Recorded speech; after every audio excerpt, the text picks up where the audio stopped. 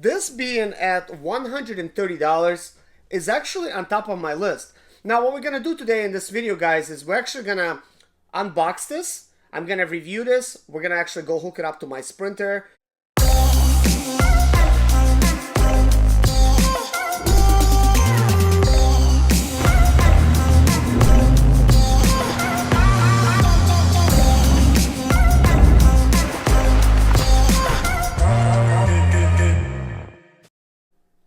Hello guys, and welcome to another day with Zimaleta.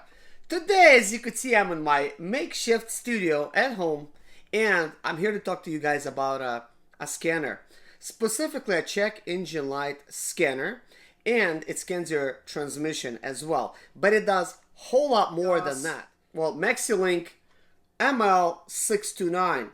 So here's what it looks like, and it does a lot. Check out everything that it does. Now, a lot of you guys have been asking me, can you show us which unit to get? Like, seriously, guys, looking through all the questions, and I'm like, hey, I'm getting ready to review this one unit and let you guys know. AUTEL was kind enough to send me a unit of their own, and they said, hey, would you like to review this unit on your channel for us? And I said, sure. I already own one of the older AUTEL type of units, and that is like my to-go-to unit, you know, to scan stuff really quickly. It gives me detailed information. The only thing it doesn't have is transmission, and it's not in color. But it was the most expensive one at the time. But this time, it seems like it's a budget type of option because it only costs $130. Here, this says this MaxiLink ML629 is a professional scan tool.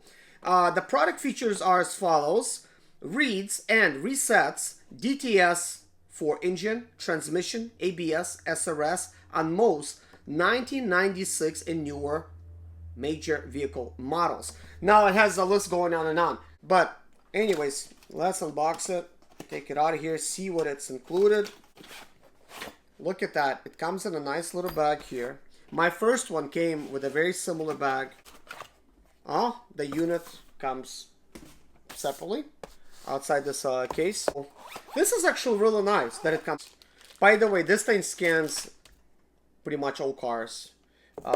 There's a whole list of cars that it scans there. Like, I mean, it even scans Bentley, Audi, VW, Bugatti, Fiat, Peugeot, Lexus, Scion, Mazda, GM, Ford, a bunch of cars. Like, not even all of them was able to fit.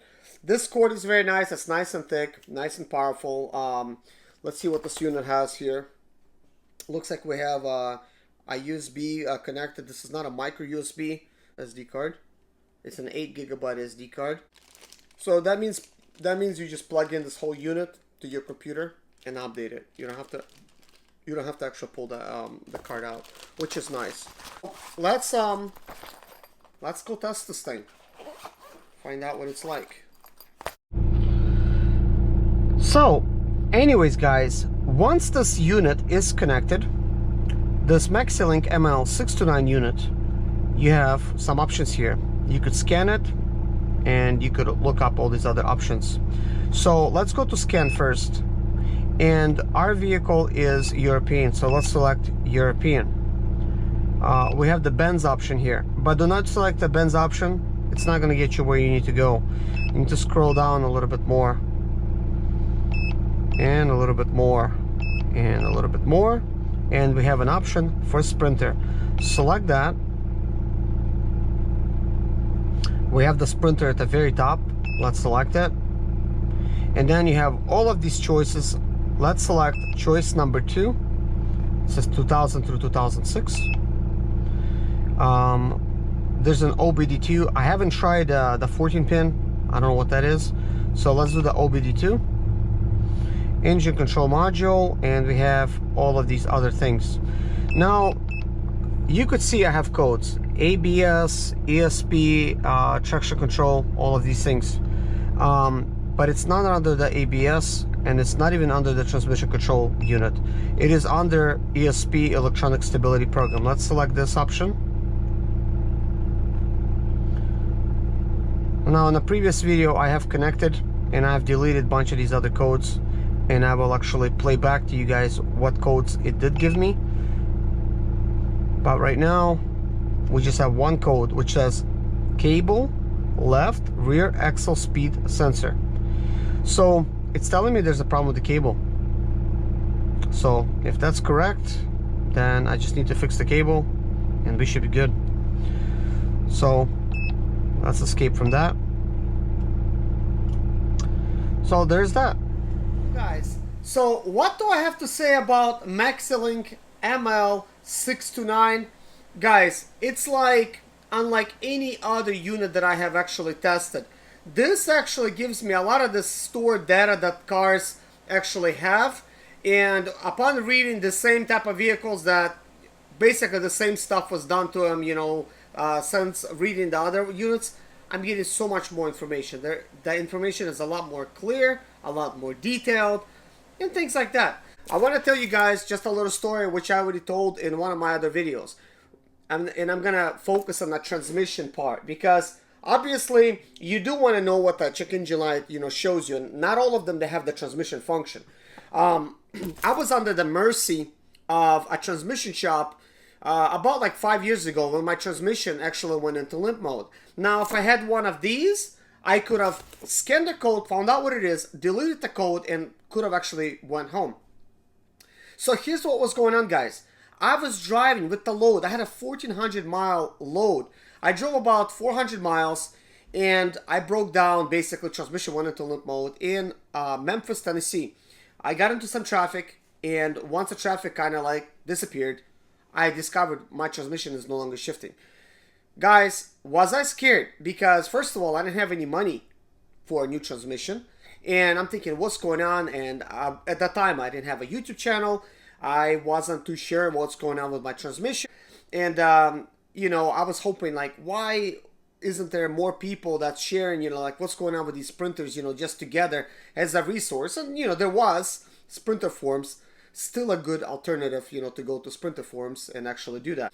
So I was digging through sprinter forums, and you could, as you could tell, there's many different, you know, things to go through. Man, and I ended up reading everything. I could not find what I was looking for my transmission, and I had to dig through Australian forums, UK forums, and the United States. Take all the people as a whole that was commenting, you know, like about the, yeah, on sprinter forums about the transmission stuff, and I had to make sense out of it. And then I kind of like realized, okay, I believe I have a speed sensor that is possibly damaged or dirty, and it's causing my transmission not to shift, or we have a dirty transmission control module. So like when I actually pulled over, I unplugged my transmission control module, which is under the seat, and I looked, and the pins were not wet. So I knew, okay, so that's not what's going on, because that's caused by the 13-pin connector seal leaking, and I didn't have that issue. And I'm thinking, okay, so it can be the speed sensor. And at the time, I didn't know like that the conductor plate is a separate part from the speed sensor. So it was easy kind of like to fool me. But you know, like all the information that I was reading online, it was helpful and misleading at the same time. I wish I would have had one of these. So here's what I've done, guys.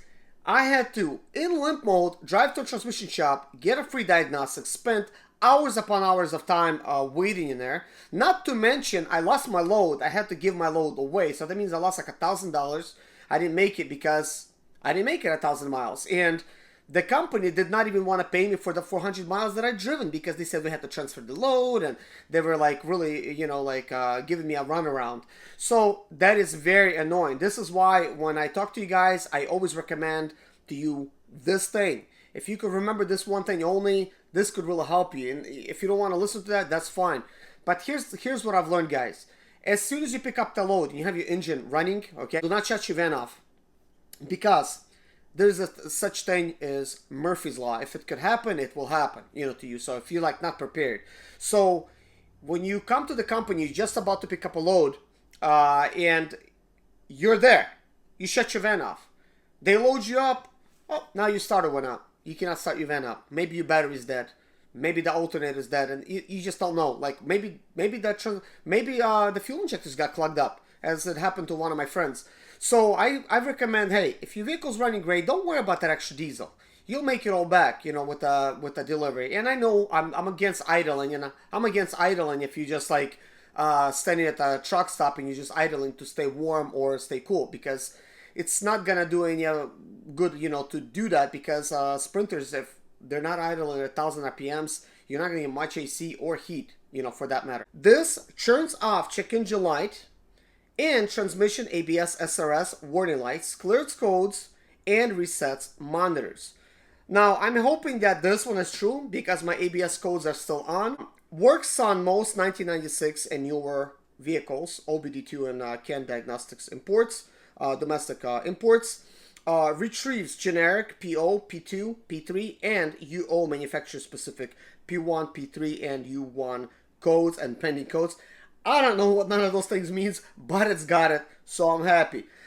Reads, stores, and plays back PCM data, stream, and live sensor data. So that's like nice if you're trying to do like live streaming and stuff with this, you know, well, car data stream to find out like exactly what's going on with your vehicle. Anyways, guys, if you want this unit, buy it. I'm gonna have it in the description below, the link for it. So I highly recommend actually picking up this unit, especially it's a budget price of $130. I'm going to be leaving some links in the description below. So if you use those links, you're going to be able to get one of these units, guys, on Amazon and ship to you guys probably like within like 2-3 days, and you're going to get them. I really like this unit, guys.